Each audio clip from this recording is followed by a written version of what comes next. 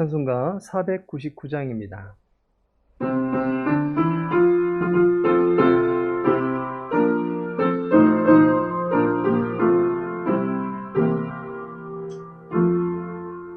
흑암에 사는 백성들을 보라. 수많은 심령 멸망하겠네. 그 누가 갈까? 주의 복음 들고 생명을 구원하는 곳으로. 큰 권세 주께 있으니, 큰 권세 주께 있으니, 너는 가서 주의 복음 전하라. 주가 너 항상 지키리라. 구원의 문이 넓게 열렸으니 십자가 군병 일어나거라. 너희의 힘을 하나로 뭉쳐서 죄악의 쇠사슬을 끊어라. 큰 권세 주께 있으니, 큰 권세 주께 있으니, 너는 가서 주의 복음 전하라. 주가 너 항상 지키리라. 왜 너는 멸망길을 가려느냐? 주 음성 듣고 응답하여라. 널 구원하려 예수 죽었으니 생명의 참된 복음 전하라. 큰 권세 주께 있으니, 큰 권세 주께 있으니, 너는 가서 주의 복음 전하라. 주가 너 항상 지키리라. 온전한 승리의 그날에 영광과 찬송 주께 드리니, 속죄함이 구원받았으니 기쁘게 할렐루야 부르세. 큰 권세 주께 있으니, 큰 권세 주께 있으니, 너는 가서 주의 복음 전하라. 주가 너 항상 지키리라.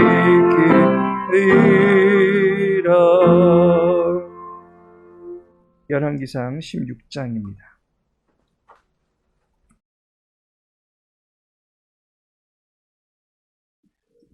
열왕기상 16장 21절에서 28절까지의 말씀입니다. 열왕기상 16장 21절에서 28절 함께 읽겠습니다. 그때에 이스라엘 백성이 둘로 나뉘어 그 절반은 기낫의 아들 디브니를 따라 그를 왕으로 삼으려 하고, 그 절반은 오므리를 따랐더니 오므리를 따른 백성이 기낫의 아들 디브니를 따른 백성을 이긴지라. 디브니가 죽음에 오므리가 왕이 되니라.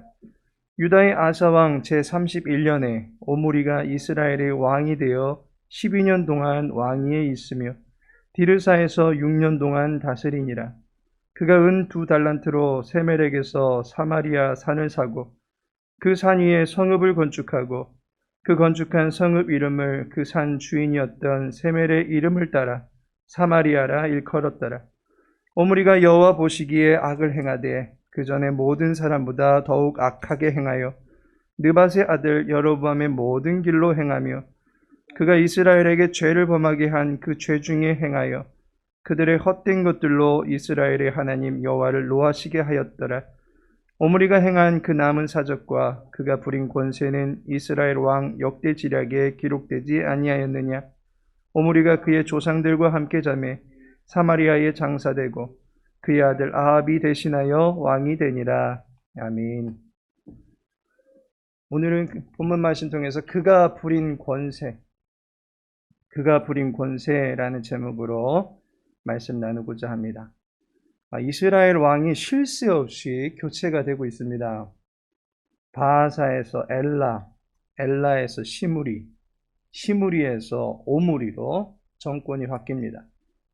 열왕기 기자는 이들 왕의 일대기에 대해서 특색 있게 저마다 약수를 해주고 있습니다.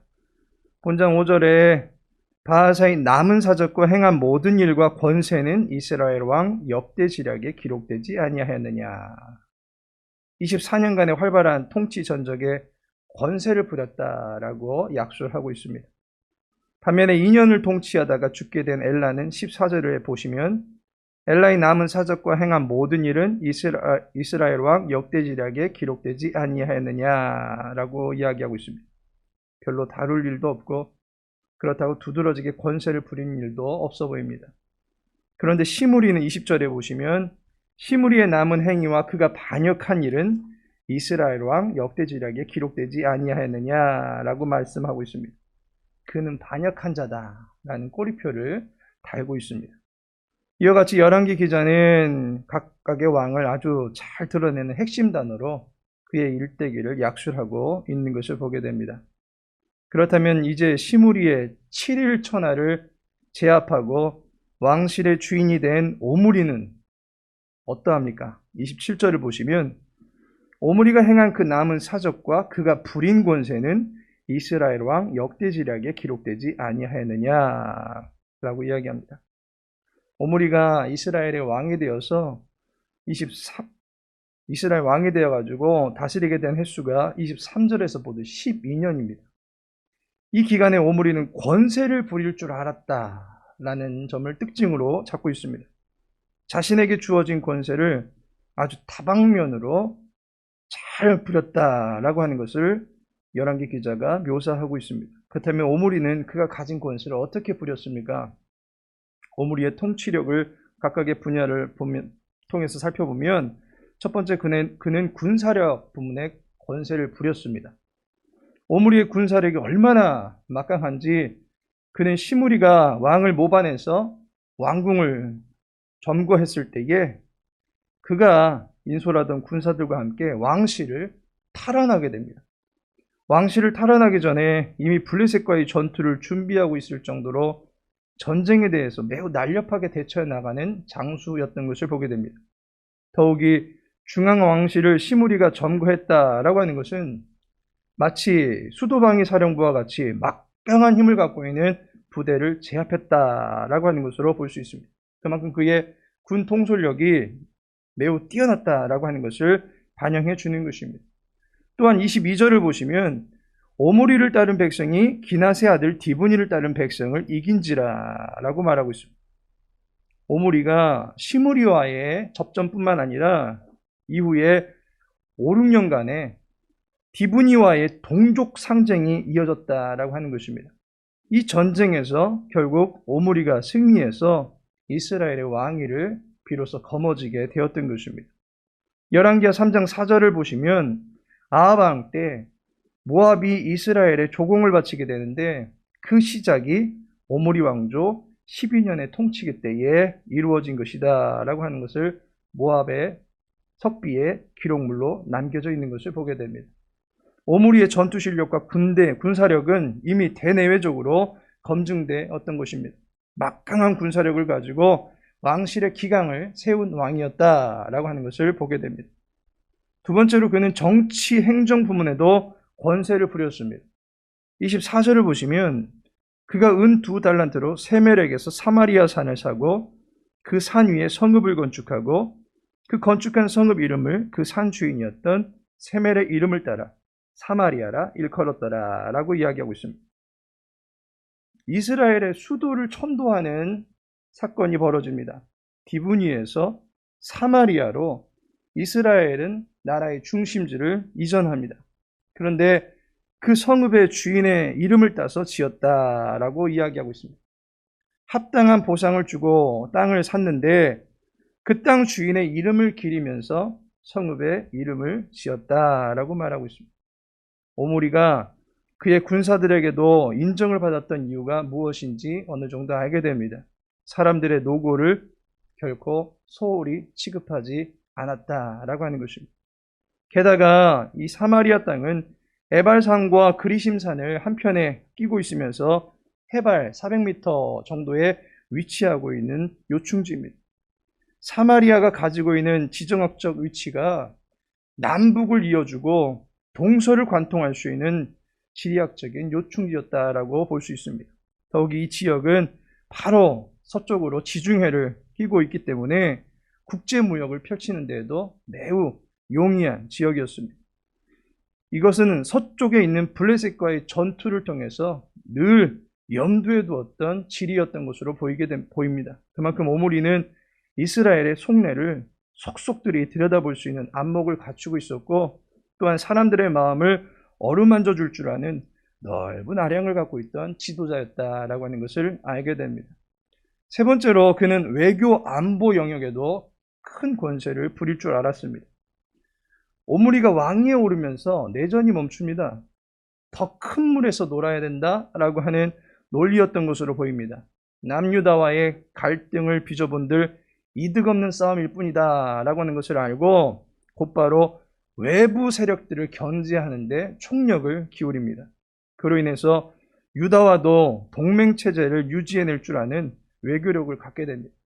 또한 메소포타미아 신흥 강대국이라 할 수 있는 아수르가 있는데, 그 아수르가 북이스라엘에 위치한 지역까지 계속 남하하는 그런 상황이 펼쳐집니다. 당시 아수르의 위상이 얼마나 대단했던지 아수르 문헌에는 아수르 나치르팔 2세의 활약상에 대해서 이렇게 자랑을 늘어놓습니다. 북부 메소포타미아를 통일하고 남진을 하여 레바논까지 내려와서 지중해에서 그의 병기를 싣고 페니키아 도시들로부터 조공을 받았다라고 기록물에 남기고 있습니다. 이런 상황에서 오므리는 이 아수르의 남진을 저지함으로 말미암아 국가의 안보를 탄탄히 하는 데도 큰 활약을 했던 것으로 보입니다. 이와 같이 된 데에는 유다와 동맹을 맺은 것도 있겠지만 시돈과 두로, 페니키아 등 주변의 여러 나라들과 연합해서 국제적인 힘을 길러 놓았기 때문에 가능하게 되었다라고 역사 자료들이 증언하고 있습니다. 이와 같이 오므리는 그에게 주어진 권세를 최대한대로 사용해서 나라를 부강하게 하는데 주력했습니다. 그의 위상이 국제적으로 얼마나 대단했던지 이스라엘을 가리켜서 오므리의 땅, 오므리의 집이라고 부를 정도였습니다. 우리는 오므리가 얼마나 대단한 왕이었는지를 이 모든 것들을 통해서 엿볼 수 있게 됩니다. 사실 지금 우리에게도 이러한 지도자가 필요하다라고 여기지 않으십니까? 무너진 경제를 일으키고 북한과의 마찰도 한 방에 잠식시키고 나라의 각 지방을 균형 있게 발전시켜 나갈 수 있는 정책들을 펼칠 수 있는 지도자, 중국, 일본, 러시아, 미국 등 수많은 나라들과도 비록 작지만 어깨를 나란히 할 수 있는 강단 있는 지도자가 필요하다라고 생각되지는 않으십니까? 오므리 같은 사람이 필요하다라고 여길 수 있을 것입니다. 그런데 성경은 오므리에 대한 평가를 다음과 같이 내리고 있습니다. 25절에 보시면 오므리가 여호와 보시기에 악을 행하되 그 전에 모든 사람보다 더욱 악하게 행하여, 26절을 보시면 느밧의 아들 여로보암의 모든 길로 행하며 그가 이스라엘에게 죄를 범하게 한 그 죄 중에 행하여 그들의 헛된 것들로 이스라엘의 하나님 여호와를 노하시게 하였더라 라고 이야기하고 있습니다. 성경 기자가 한쪽으로 편향된 것 같습니까? 잘한 것은 잘했다라고 말하고 못한 부분에 대해서는 어느 정도 정상 참작을 해줘야 된다라고 생각되지는 않으십니까? 나라를 일으킨 장본인인데 너무 신학적으로만 판단하고 있다는 사실이 여러분들은 어떻게 받아들여지십니까? 잠언 3장 31절을 보시면 포악한 자를 부러워하지 말며 그의 어떤 행위도 따르지 말라라고 말씀합니다. 그리고 잠언 23장 17절에는 네 마음으로 죄인의 형통을 부러워하지 말고 라고 말씀하고 있고, 잠언 24장 1절에서는 너는 악인의 형통함을 부러워하지 말며 그와 함께 있으려고 하지도 말지어다 라고 말씀하고 있습니다. 악인의 포악함에서 오는 형통은 즐거움을 가장하고 있는 마약일 뿐입니다. 결국 우리의 영혼을 하루살이 인생으로 만들 뿐입니다. 이 생에서 온갖 쾌락을 다 누린다 할지라도 그 모든 것은 음부에 타는 불못에서 춤추게 될 것을 연습하는 꼴밖에 되지 않습니다. 하나님의 시선에 우리의 눈을 맞추어야만 할 것입니다. 하나님의 마음에 우리의 인생의 심지를 꽂아 두어야만 할 것입니다. 잠언 23장 17절에서는 항상 여호와를 경외하라 라고 말해주고 있습니다. 이 땅에서의 잘됨을 우리는 사모합니다. 하지만 그 길이 여호와를 등지게 만드는 잘됨이라면 그것은 야누스의 행복임을 알아야 될 것입니다.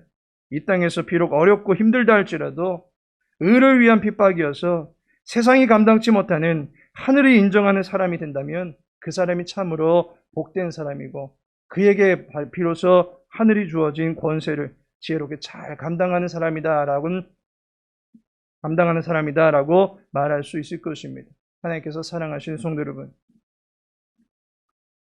예수님은 이사야 53장 2절에서 말씀하기를 그는 주 앞에서 자라나기를 연한 순 같고 마른 땅에서 나온 뿌리 같아서 고운 모양도 없고 풍채도 없은즉 우리가 보기에 흠모할 만한 아름다운 것이 없도다 라고 말씀하고 있습니다. 예수님에게는 기대고 싶을 정도의 흠모하고 싶을 정도의 그 어떤 모양도 풍채도 없었습니다. 그러나 그분이 우리의 길과 진리와 생명이 되셨습니다. 우리에게는 예수님이 필요한 것입니다.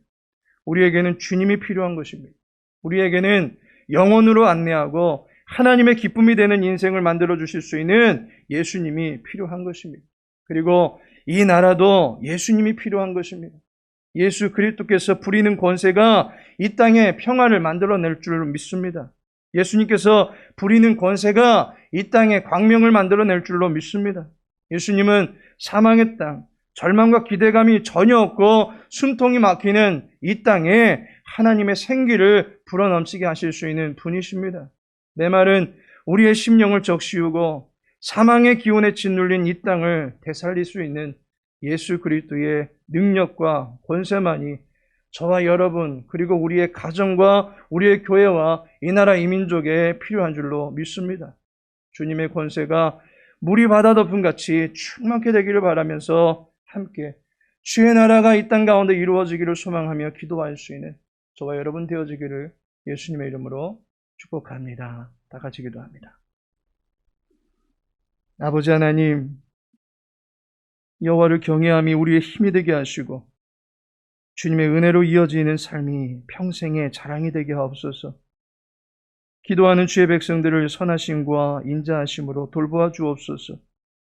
대선을 앞두고 있는 가운데 하늘로부터 주어지는 권세임을 모든 후보자들이 알게 하여 주시고 진실함과 성실함으로 국정을 운영해 나가고자 하는 마음들이 저들 가운데 있어지게 하여 주옵시고 국민들의 무너져 내린 마음과 삶과 복지를 소성하는 일에 겸손하게 쓰임받기를 소망할 수 있는 모든 지도자들이 될 수 있도록 도와주옵소서.